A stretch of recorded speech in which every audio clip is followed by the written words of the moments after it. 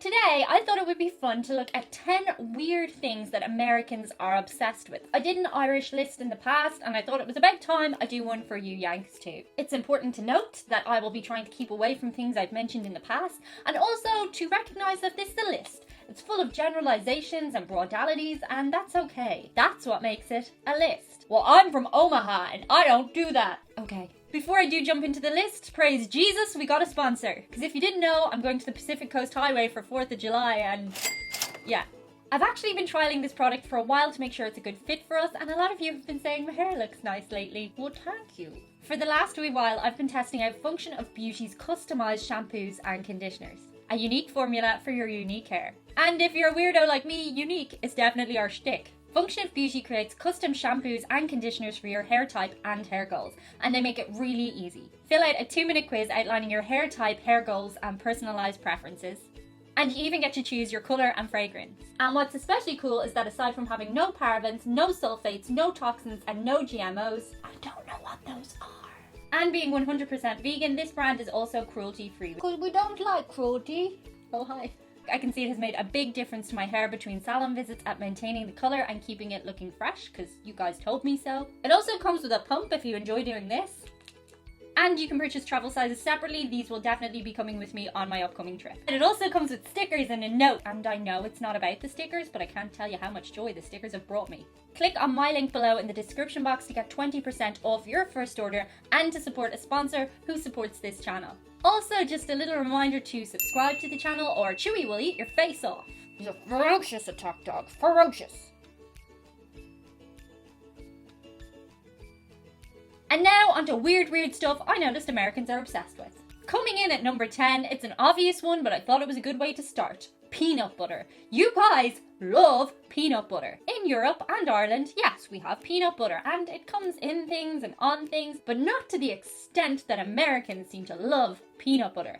Love peanut butter. You seem to have a peanut butter option for everything. And peanut butter is definitely not as divisive in America as it is here. A lot of people in Ireland don't like peanut butter, for example, but I haven't seen that many American people say they don't like peanut butter. If you don't like peanut butter, let me know in the comments below. You seem to be an anomaly. That's a great word. I challenge you to use it in a sentence today. Coming in at number 9, it's different ways of removing your body hair. Americans just don't seem to want to have any body hair. In Europe, if you're sporting a Ronnie, that's a lady tash. Don't get me wrong, a girl will feel inclined to bleach that or remove it. And if they don't, that's their thing. But in America, they have a lot of options for doing so.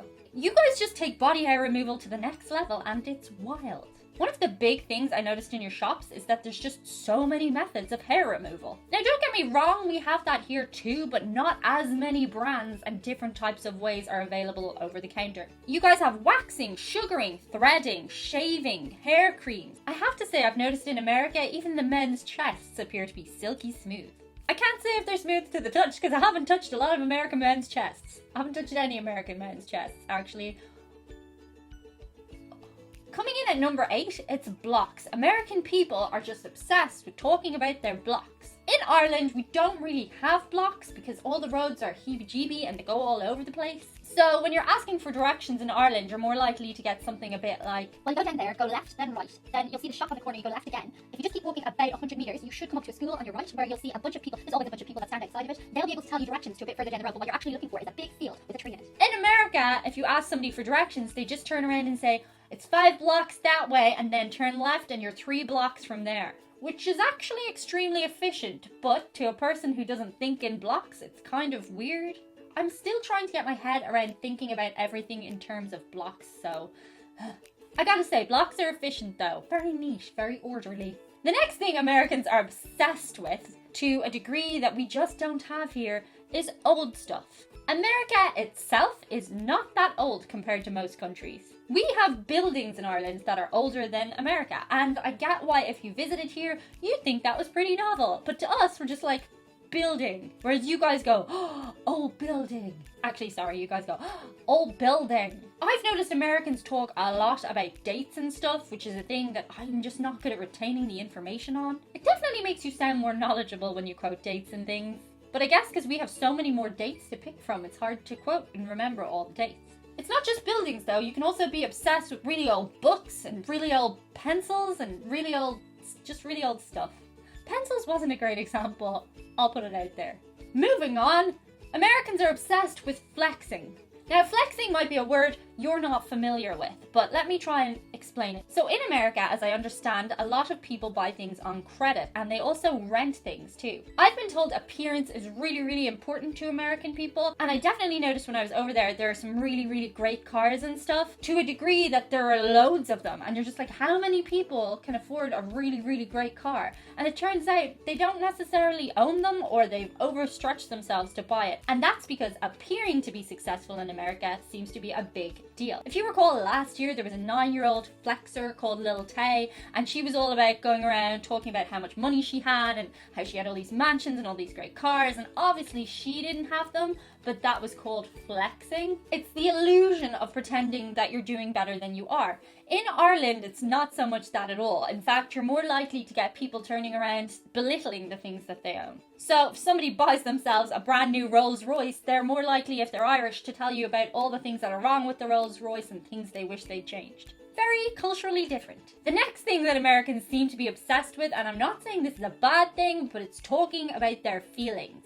America is leaps and bounds ahead of Europe in terms of people who opt to go for therapy. We've started to do that in Ireland here, but it's still seen as a bit of a oddity. I've gone to therapy, it's great. You get to talk about yourself the whole time. It's very narcissistic and wonderful. And narcissism is a diagnosis you can discuss with your therapist. But I have noticed Americans say things like, I'm feeling very emotional. That hurts me. They're very in touch with their feelings, and they're also very good at expressing how they're feeling. Irish people are just a little bit more repressed and keep things inside, but that's definitely changing. I don't think we should all go around talking about our feelings all the time, but it's definitely good to get it out there in the right context. The next thing American people are obsessed with is celebrities. Anytime I go to America, it always shocks me that on your mainstream news, they're also reporting about celebrities. My very first time landing in America, I arrived at my motel with my friend, and all that was on the news was the Paris Hilton going to jail thing. Every single channel was covering it, and I'm not even exaggerating. The news outlets do talk about other stuff too, but the fact that it's even in there is just odd to me. In Europe, we do enjoy celebrity gossip, but I don't think we have the same demographic of people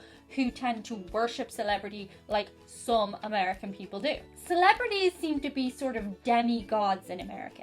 People seem to want to know what they eat, how they work out, what they're doing with their lives, who they're dating, which is interesting, but some people take it a lot further, and those people tend to be American rather than European. I don't know anyone who's obsessed with celebrity to the extent that I've seen some American people be obsessed with celebrity. Don't even get me started on the Kardashians. The next thing I've noticed Americans are very invested in is social groupings. I guess this stems from the fact that America is so incredibly big. You guys seem to really like belonging to a pack.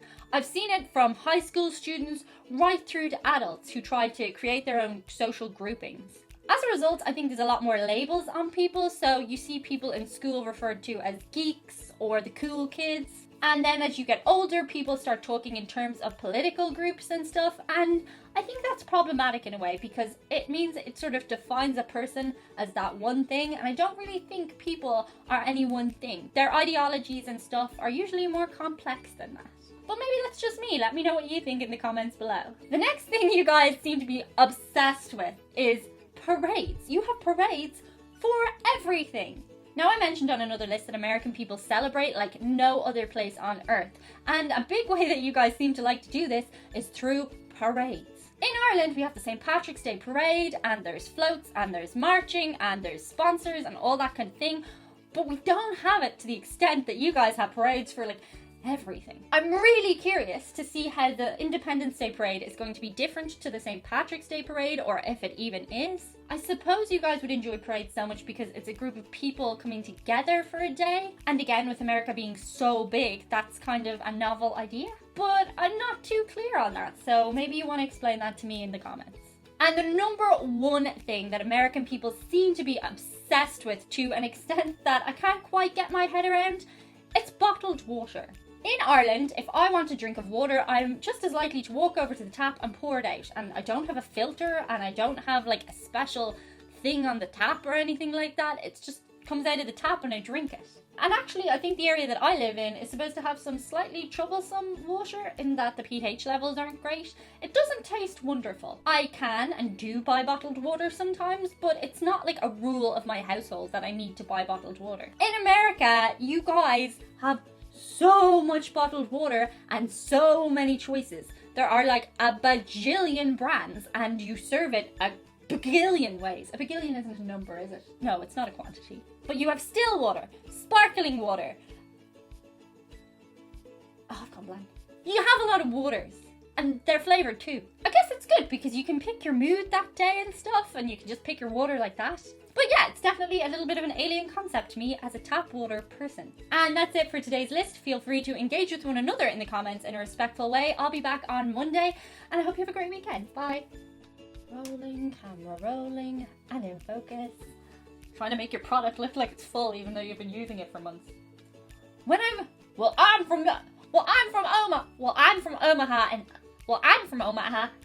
I'm from Omaha and